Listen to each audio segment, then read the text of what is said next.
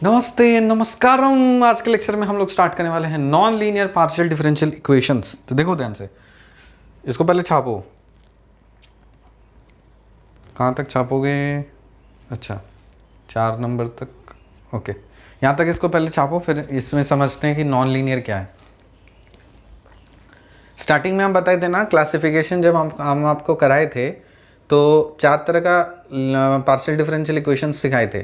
पहला था लीनियर, दूसरा सेमी लीनियर, तीसरा क्वासाई लीनियर, चौथा क्या था? Non linear.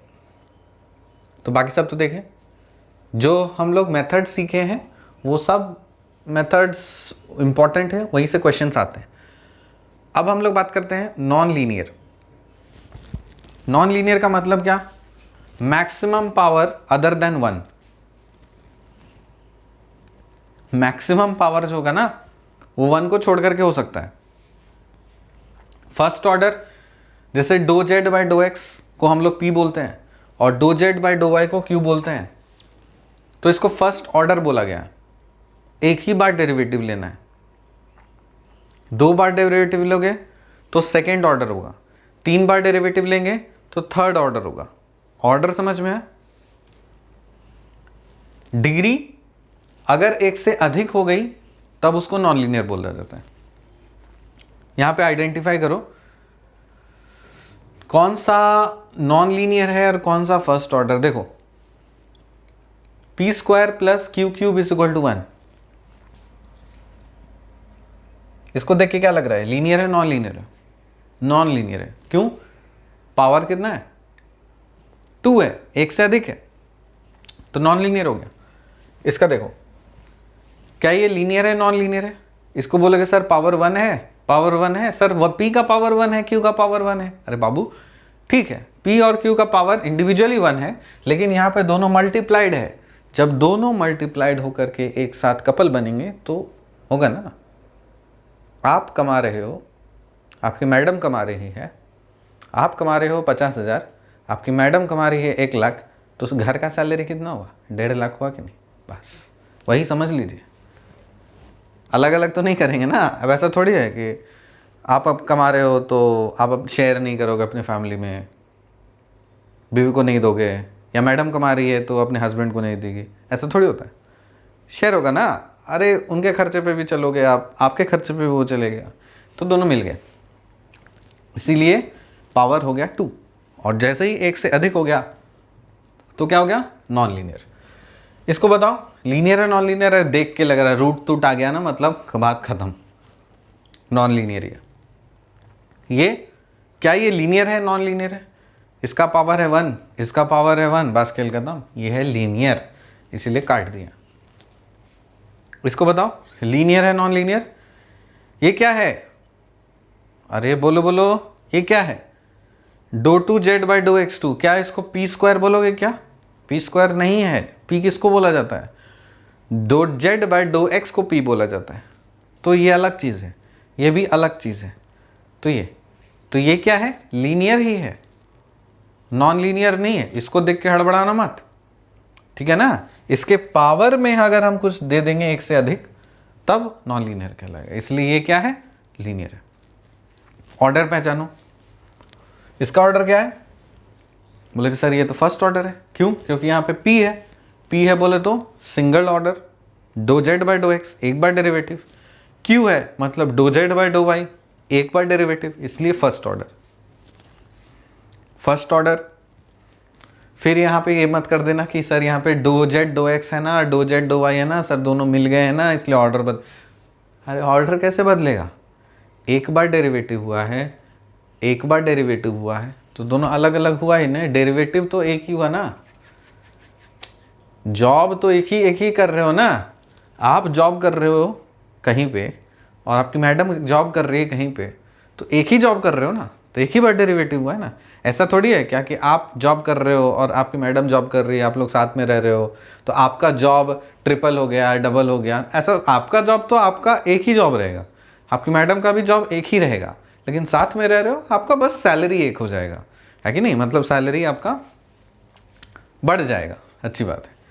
तो ये हो गया फर्स्ट ऑर्डर। यहाँ पे भी देख के लग रहा है हमको फर्स्ट ऑर्डर। इसको हम नहीं बोल सकते फर्स्ट ऑर्डर, क्यों? क्योंकि यहाँ पे 2 बार डेरिवेटिव लिया है। ठीक, तो ये सब कुछ बच्चों वाली चीज़ें, फंसते हैं लोग इसी में, इसलिए आप थोड़ा सा स्ट्रेस करिएगा इसमें। ठीक, अब आपको आइडेंटिफाई करना आ गया होगा कि नॉन लीनियर किसको बोला जाता है। तो हम फाइनली सॉल्व करने वाले हैं किसको? Solving non linear first order partial differential equations को। इसको पहले नोट करो, इसको फिर हम छपवाते हैं। यहां तक आप अच्छे से इसको नोट करिए। क्या लिखा है? Solving non linear first order partial differential equations belong to any of the 4 standard forms. 4 standard forms होते हैं। F of p q is equal to 0, f of z p q is equal to 0, दूसरा f1 of xp is equal to f2 of yq, और तीसरा z is equal to px plus qy plus f of pq। Belong to any of the 4 standard forms, ये 4 standard forms से ही belong करेंगे। Number 1, number 2, number 3, number 4। इसको बोला जाता है standard. एक एक करके सीखेंगे। ये है स्टैंडर्ड फॉर्म 1, ये है स्टैंडर्ड फॉर्म 2, ये है स्टैंडर्ड फॉर्म 3, ये है स्टैंडर्ड फॉर्म 4। चारों के चारे स्टैंडर्ड फॉर्म्स हैं, पहला। दूसरा, जो डायरेक्टली आपको स्टैंडर्ड फॉर्म में नहीं दिया होगा लेकिन रेड्यूसिबल होगा कि आप कुछ कुछ करो उसमें, जो स्टैंडर्ड फॉर्म में कन्वर्ट हो जाए। जैसे होमोजीनियस था ना, और उसमें हम बताए थे कि होमोजीनियस, रेड्यूसिबल टू होमोजीनियस, मतलब डायरेक्टली वो होमोजीनियस नहीं है, कुछ कुछ करना पड़ता है जिसके कारण से वो होमोजीनियस कन्वर्ट हो जाता, फिर आप उसको सॉल्व कर सकते हो। उसी तरह से दूसरे कैटेगरी का प्रॉब्लम कैसा है? जो आपका स्टैंडर्ड फॉर्म में नहीं दिया रहेगा लेकिन कुछ कुछ करने से आपको वो स्टैंडर्ड फॉर्म इसी चारों में से कोई ना कोई स्टैंडर्ड फॉर्म में कन्वर्ट हो जाएगा, फिर वही मेथड आप उस पर लगा सकते हो। Third, Charpit's method. ध्यान देने वाली भी ये बात है कि can be used to solve any non linear partial differential equations of first order. इसका एक एडवांटेज तो ये है, लेकिन better to use only when no standard form is matched और said to do so. Charpit method ठीक है, universal method है, आप इससे non linear partial differential equations of first order solve कर सकते हो, हर प्रॉब्लम सॉल्व हो जाएगा इससे। एक ही डिमेरिट है कि ये थोड़ा सा कॉम्प्लिकेटेड है, मतलब सिंपल प्रॉब्लम्स तो आसानी से बन जाएंगे, लेकिन जब आप उलझ जाओगे तो उसमें चारपिट्स मेथड लगा देना थोड़ा सा डिफिकल्ट होता है, लेंदी होता है, सोचना पड़ता है। अगर आप विनोद के कैटेगरी से बिलोंग करते हो तो फंस जाओगे, इसलिए अगर आप विनोद नहीं हो तब आपसे बन जाएगा, चारपिट्स मेथड लग जाएंगे आपसे। ठीक है, तो इसमें मेरा सजेशन ये है कि जब तक आपको क्वेश्चन में मेंशन ना करे कि solve this question using Charpit's method, तब तक चारपिट्स मेथड पे हाथ मत लगाना। पहले क्या करना, कोशिश करना कि पहला 4 मेथड्स जो स्टैंडर्ड फॉर्म्स हैं उसमें कहीं ना कहीं आपको स्टैंडर्ड फॉर्म मिलेंगे। Generally most of the cases 80 to 90% cases में आपको स्टैंडर्ड फॉर्म से प्रॉब्लम मिलेंगे। बाय चांस हो सकता है कि डायरेक्टली ना दे, तब हो सकता है कि आपको कुछ कुछ करना पड़े जिससे कि स्टैंडर्ड फॉर्म में कन्वर्ट हो जाए। फिर से बाय चांस अगर आपका ये वाला फेल कर गया, ये वाला फेल कर गया, हर तरीके से आपने कोशिश कर ली, स्टैंडर्ड फॉर्म में कन्वर्ट नहीं हो रहा या फिर रिलेट नहीं हो पा रहा, तब फाइनली मजबूरन तब आपको चारपिट्स मेथड लगा के उसको सॉल्व करना है। और दूसरा, अगर कि आपको क्वेश्चन में आपको बोल ही दिया कि सॉल्व करो चारपिट मेथड से, तब क्या कर लोगे, लगाना ही पड़ेगा। ठीक है, चलिए स्टैंडर्ड फॉर्म्स में आते हैं, एक एक करके स्टैंडर्ड फॉर्म्स का वर्किंग रूल सीखते हैं और प्रॉब्लम को सॉल्व करना सीखते हैं। इसको नोट करो, लिखो स्टैंडर्ड फॉर्म 1 क्या है? F of p q is equal to 0। इसको नाम दो इक्वेशन नंबर 1। इसमें क्या है? Partial differential equation containing P and Q only. क्या है रे? अरे देखो, इस वाले पार्शियल डिफरेंशियल इक्वेशन में सिर्फ पी रहेगा, क्यू रहेगा। सर क्या कहना चाह रहे हो? पी कहने का मतलब कहीं ना कहीं आपको हो सकता है कि सिर्फ do z by dough x दिखे या डो यू डो एक्स दिखे, या फिर हो सकता है dough z by dough y दिखे, या फिर do u by dough y दिखे, और कुछ नहीं होगा इसमें, और कुछ नहीं होगा, ना तो इसमें x होगा, ना तो इसमें y होगा, ना तो इसमें z होगा। अलग से जो भी कुछ इक्वेशन होगा वो सिर्फ P और Q ही होगा, तो उसको बोला जाएगा स्टैंडर्ड फॉर्म 1। इसका वर्किंग रूल सीखिए। देखो इसका वर्किंग रूल एक एक करके नोट करते जाओ। लिखो यहाँ पे वर्किंग रूल नंबर 1 क्या लिखेंगे? Complete solution of the given partial differential equation is given as z is equal to ax plus by plus c। ये मैंने मान लिया, ठीक है। चलो वो जो आपका स्टैंडर्ड फॉर्म 1 है f of p comma q is equal to 0, उसका जो सॉल्यूशन आने वाला है, कंप्लीट सॉल्यूशन आने वाला है, वो इस फॉर्मेट में आएगा z is equal to something ax plus by plus c and so on like this. इस इक्वेशन से मान लिया मैंने, ये एक ट्रिवियल सॉल्यूशन मैंने मान लिया है कि ठीक है जो सॉल्यूशन आने वाला है ना वो z is equal to ax plus by plus c आएगा। अब क्या करना है? इसको आप एक बार x के रिस्पेक्ट में डिफरेंशिएट करिए, इसको आप y के रिस्पेक्ट में डिफरेंशिएट करिए। जब आप इसको x के रिस्पेक्ट में डिफरेंशिएट करोगे तो डो z डो x क्या मिलेगा? a मिलेगा, बाकी सब तो जीरो हो गया। इसी इक्वेशन को आप y के रिस्पेक्ट में जब आप डिफरेंशिएट करेंगे तब मिलेगा डो z डो y, और क्या मिलेगा? b मिलेगा। तो यहां से डो z डो x क्या है? a। Do z do x को हम क्या लिख सकते हैं? p। Do z do y क्या निकला है? b। Do z do y को क्या लिख सकते हैं? q। तो यहां से p निकल गया a, q निकल गया b। ठीक। Put the values of p and q in equation 1, we get f of a b, 0। बस आपको करना क्या है, ये वाला अगर स्टैंडर्ड फॉर्मेट अगर आपको दिया रहे, आपको मान लेना है ठीक है z is equal to ax plus by plus c है कोई सॉल्यूशन मेरा। इस इक्वेशन को x के रेस्पेक्ट में डेरिवेटिव, y के रेस्पेक्ट में डेरिवेटिव, p को निकाल देना है किसी कांस्टेंट के टर्म्स में, q को निकाल देना है किसी और कांस्टेंट के टर्म्स में, और दोनों को फिर फाइनली इसमें पुट कर देना है, हो गया आपका सॉल्यूशन, खत्म। नाउ ईदर सब्स्टिट्यूट a और b from equation 2 and get the final answer z is equal to some phi of bx plus by plus c, या फिर आप b के टर्म्स में आंसर लिख सकते हो, या फिर आप पूरा का पूरा आंसर आप a के टर्म्स में लिख सकते हो। आपका final answer z is equal to ही आने वाला है।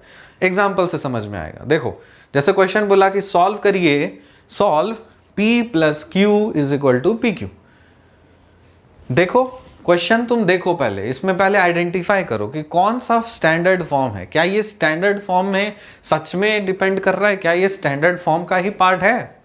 क्या ये स्टैंडर्ड फॉर्म ही है? अरे हाँ है, क्योंकि हमको दिख रहा है कि स्टैंडर्ड फॉर्म में तो है, लेकिन कौन सा? नंबर 1, इसमें सिर्फ p और q रहेंगे और कुछ भी नहीं रहेगा, सिर्फ और सिर्फ आपको pq दिख रहा है।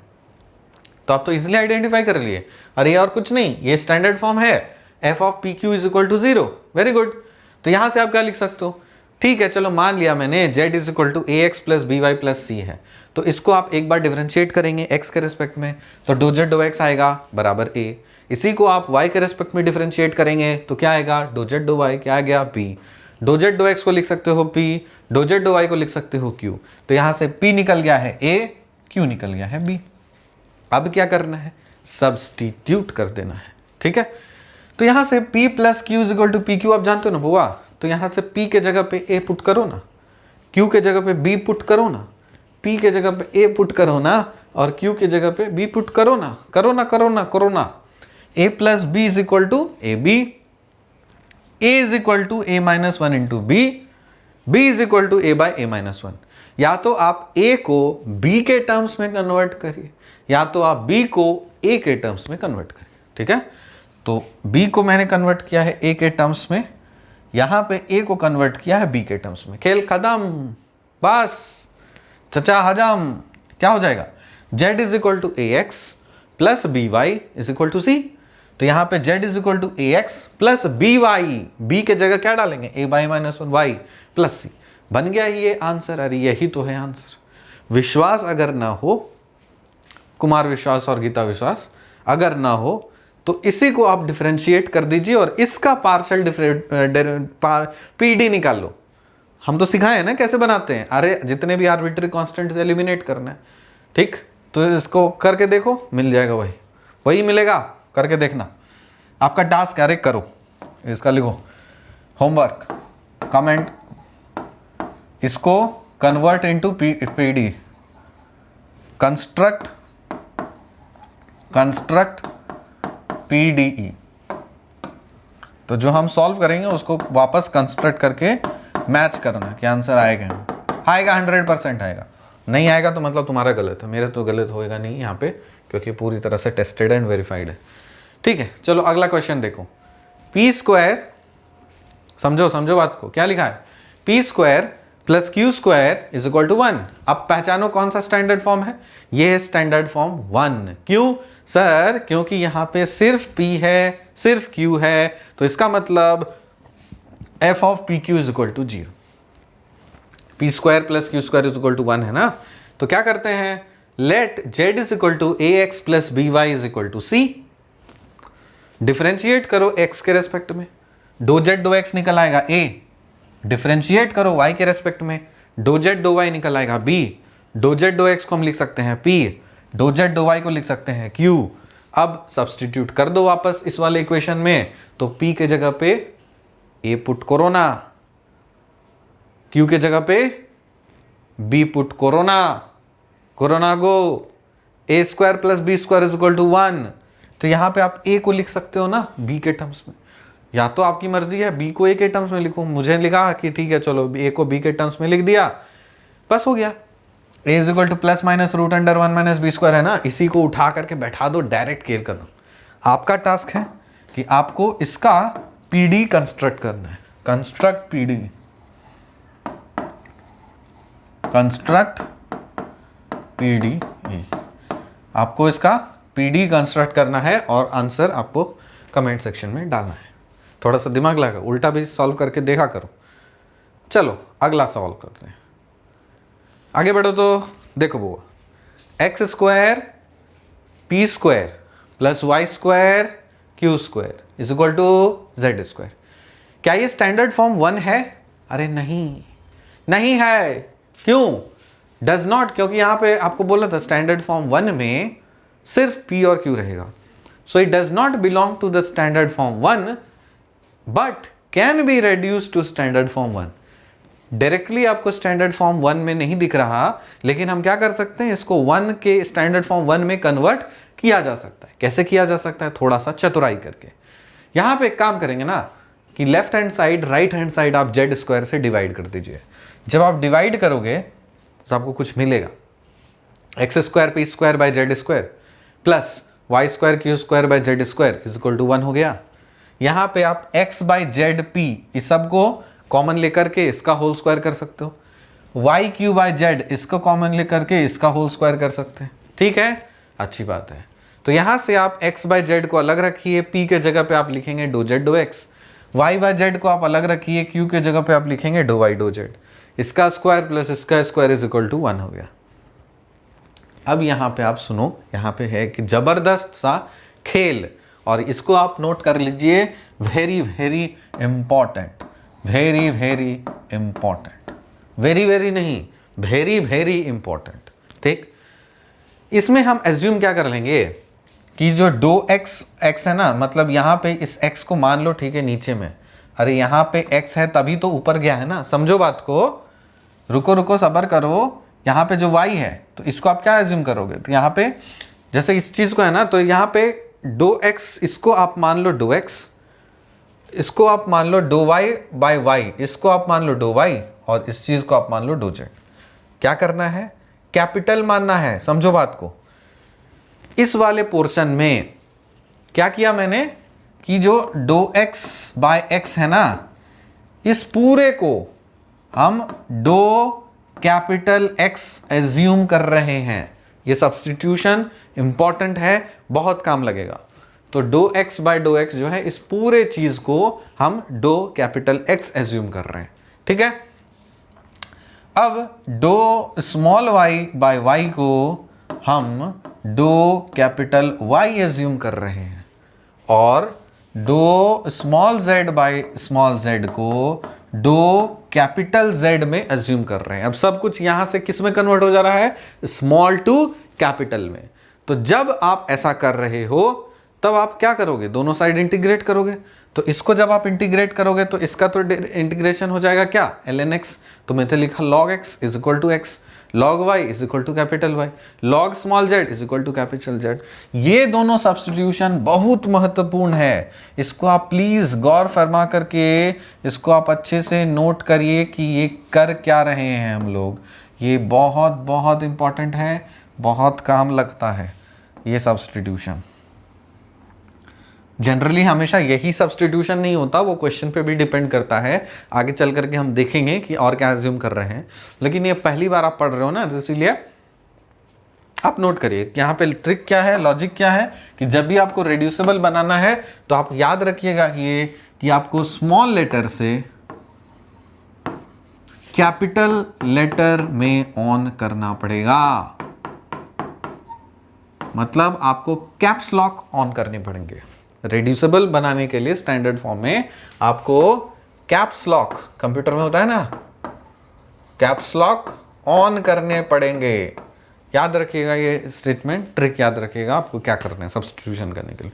अब इसका देखो फायदा क्या होता है, यहां पे देखो, गौर से देखो, यहां पे जब आप देख रहे हो, जब आप ये सब्स्टिट्यूशन करोगे तो क्या आपको ऐसा नहीं लगता कि डो जेड बाई स्मॉल जेड जो है, इसको मैंने कैपिटल डो जेड माना है, तो इस पूरे टर्म को मैं डो जेड लिख सकता हूं। ये सब कैपिटल है, कैपिटल है, सुनो सुनो, देखो देखो, सब कैपिटल है यहां पे। डो जेड और डो कैपिटल एक्स है, डो कैपिटल वाई है। सुन लो बात को, ये जो डो स्मॉल जेड बाई डो जेड है, मतलब डो small z by small z है, इस पूरे टर्म को क्या माना है, डो कैपिटल जेड माना है। तो यहां पे आ गया डो कैपिटल जेड, और डो एक्स को नीचे आएगा तो डो एक्स बाई एक्स को क्या माना है आपने, डो कैपिटल एक्स, इसलिए आ गया ना, एक ही चीज हुआ कि नहीं।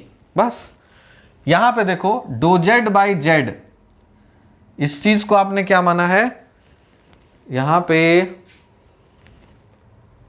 Dough z by dough y, डो वाई को माना है आपने डो वाई बाय वाई, डो बाई बाय वाई। एक सेकेंड, यहाँ पे कुछ मिस्टेक है, लिखने में कुछ गलती हुई है। स्मॉल वाई बाई जेड, डो z by dough y, okay, हाँ वही तो मैं सोचूं, क्यू है ना, क्यू के जगह पे डो जेड बाई डो वाई आता है, यहाँ पे एरर है, चेक कर लीजिएगा।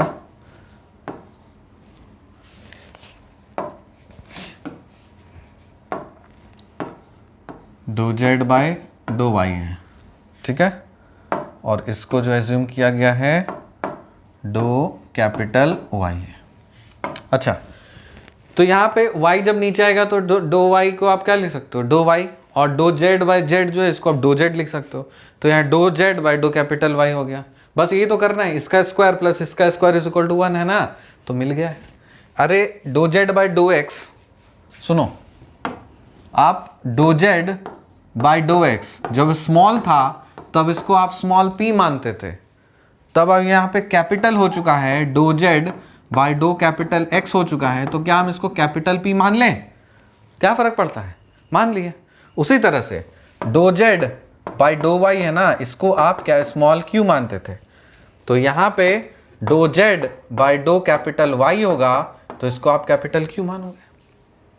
बात आ रही है नहीं समझ में, ठीक। तो इसको लिख सकते हैं ना, p square plus q square is equal to 1, convert हो गया, कन्वर्ट हुआ कि नहीं। बस करना क्या है, जैसे ही कन्वर्ट हो चुका है स्टैंडर्ड फॉर्म में, हमको सॉल्यूशन पता है, z is equal to a capital x plus b capital y is equal to c होता है। एक बार आप x के रेस्पेक्ट में डेरिवेटिव लीजिए, यहाँ पे कैपिटल x के रेस्पेक्ट में एक बार डेरिवेटिव लीजिए, और यहाँ पे कैपिटल y के रेस्पेक्ट में आप डेरिवेटिव लीजिए, तो स्मॉल a आएगा, स्मॉल p आएगा, तो यहाँ पे आपको कैपिटल P का मान मिल गया स्मॉल a, और Q का मान मिल गया स्मॉल b, Q का मान मिल गया स्मॉल b, ठीक है। इसके बदले स्मॉल a, इसके बदले स्मॉल b, पुट कर दीजिए। यहाँ पे जब आप पुट करोगे तो क्या मिलेगा, a square plus b square is equal to 1, a को लिख दो b के टर्म्स में, तो लिख दिया, जेड इज इक्वल टू इतना A x plus B Y plus C, सब कैपिटल है, लेकिन ध्यान रहे ये आपका फाइनल आंसर नहीं है, आपने एज्यूम किया था, आपका आंसर स्मॉल लेटर्स में निकालने हैं। तब आप कर सकते हो ना, कैपिटल जेड को आप लिख सकते हो small log z, plus minus root under 1 minus b square, capital x के जगह लिख सकते हैं हम लॉग एक्स, और बी के जगह बी, वाई के जगह पे लिख सकते हैं लॉग वाई, और प्लस सी कर सकते हैं। तो यहाँ से आप क्या कर सकते हो, log z is equal to, देखो दो चीज़ कर सकते हैं, एक बार आप प्लस रख सकते हो, एक बार आप माइनस रख सकते हो, उसमें कोई दिक्कत ही नहीं है। तो यहाँ पे आप कर दिया log x is equal plus minus इधर रखा, यहाँ पे इस वाले पावर को इधर उठा दिया, लॉग और बी को इधर लेके चला गया, और ये सी जो है ना उसको मैंने लिख दिया है लॉग डी। ठीक, ये करने के बाद आप कर सकते हो log z is equal to plus of log x root under 1 minus b square plus log y b plus log d. तो log z is equal to log of this this this, सब कुछ आप add वैड कर दीजिए तो आपको ये चीज़ मिल जाएगा।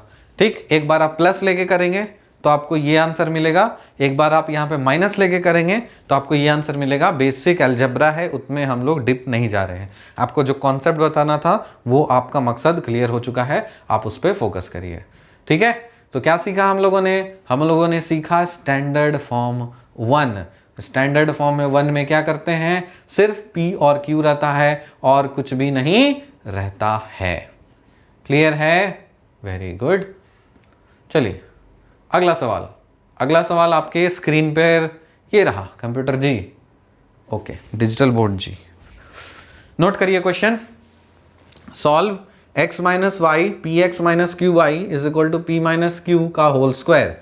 यहाँ पे अब क्या करेंगे हम, यहाँ पे देखो जब भी इस तरह का कुछ सवाल रहे ना तो आपको मान लीजिए ये सारे क्वेश्चंस को एज्यूम करना है, मतलब क्योंकि ये सब स्पेशल वैरायटी ऑफ क्वेश्चंस मैं करा दे रहा हूँ, स्पेशल टाइप, अभी आपका बेस बनाने के लिए। इसके बाद जब आपका कोर्स कंप्लीट होगा तब एडवांस लेवल में आपको और वेराइटीज ऑफ क्वेश्चंस हम कराएंगे, तब आपको पता चल जाएगा कब किस क्वेश्चन में क्या सब्सटीट्यूशन करने हैं।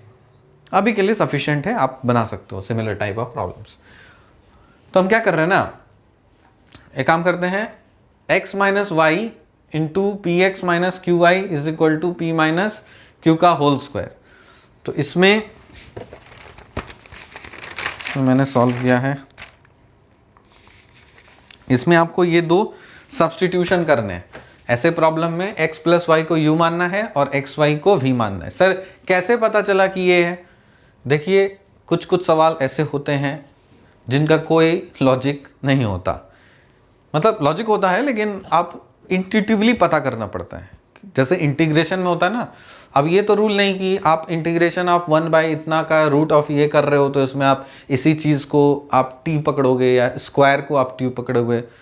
वो तो इंटीग्रेशन आपके इंटीग्रेशन पे डिपेंड करता है, किसको आप क्या सब्सटीट्यूट करना चाहते हो, तो वो आपको प्रॉब्लम सॉल्व करने पे होगा। ठीक है, तो वो बस मैं वैरायटी दिखा दे रहा हूँ, एक झलक दिखा दे रहा हूँ, ताकि ऐसा भी कराया जा सकता है कि ठीक है इस वाले प्रॉब्लम मैंने एज्यूम किया कि जेड जो x प्लस वाई है उसको u मान लेते हैं और एक्स वाई को v मान लेते हैं। तो यहाँ पे पहले क्या होता था कि z जो है ना वो x और y का फंक्शन होता था, लेकिन अब ऐसा नहीं होगा। अब क्या होगा, z जो है u और v का फंक्शन है, जो u था वो एक्स वाई का फंक्शन हो जाएगा और जो v है वो एक्स वाई का फंक्शन हो जाएगा। ये करने के लिए आपको फिर पार्शियल डेरिवेटिव का रूल लगाना पड़ेगा।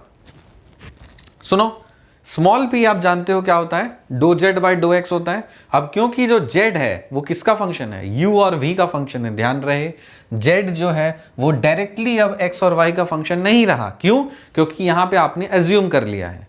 ठीक है ना, x प्लस वाई को आपने u मान लिया है और एक्स वाई को आपने v माना है। तो अब जो रिलेशन लिख पाओगे वो u और v के टर्म्स में लिख पाओगे, क्योंकि z अगर u और v का फंक्शन है तो आप डो जेड डो एक्स आप निकालना चाहते हो तो आप लिख सकते हो ना, डो जेड डो यू इंटू डो यू डो एक्स प्लस डो जेड डो वी इंटू डो वी डो एक्स। सिंपल सा बात है। उसी तरह से p इज इक्वल टू डो जेड डो एक्स तो लिख ही सकते हो, डो जेड डो यू तो लिख ही सकते हो। अब यहां से आप जानते हो कि u का मतलब होता है x प्लस वाई, तो डो यू डो एक्स निकालोगे तो हो जाएगा 1 और डो वी डो एक्स निकालोगे तो क्या हो जाएगा, y हो जाएगा। इसको सब्सटीट्यूट करोगे तब क्या मिल जाएगा, small p is equal to डो जेड डो यू इंटू 1 प्लस डो जेड डो वी इंटू वी। ठीक है, तो यहाँ पे डो जेड डो यू जो आया इसको आपने कैपिटल P मान लेते हैं और जो कैपिटल डो जेड डो वी आया इसको आप कैपिटल Q मान लेते हैं। जब इसको आप कर लेते हो तो क्या मिल जाएगा, small p is equal to capital P plus y into capital Q। ये करने के बाद ये सारे रिलेशन साइड में किया हुआ है यहाँ पे सब्सटीट्यूट करने के लिए। ये करने के बाद उसी तरह से आप क्या कर सकते हो, Q के साथ वैसा ही गेम खेल सकते हो। Q को क्या लिखोगे, Q लिखोगे डो जेड डो वाई, और डो जेड डो वाई को हम लिख सकते हैं डो जेड डो यू इंटू डो यू डो वाई प्लस डो जेड डो वी इंटू डो वी डो वाई। ठीक है, डो यू डो वाई आप निकालोगे तो 1 आएगा, डो वी डो वाई निकालोगे तो x आएगा। यहाँ पे डो जेड डो यू को आपने कैपिटल P माना है, डो जेड डो वी को आपने कैपिटल Q माना है, तो small q is equal to capital Q plus x into capital Q हो जाएगा। फिर क्या करेंगे, यहाँ पे आपको स्मॉल p पता चला, ये स्मॉल q पता चला, ये अब क्या करना, इसमें आपको कर देना है पूरी तरह से सब्सटीट्यूट।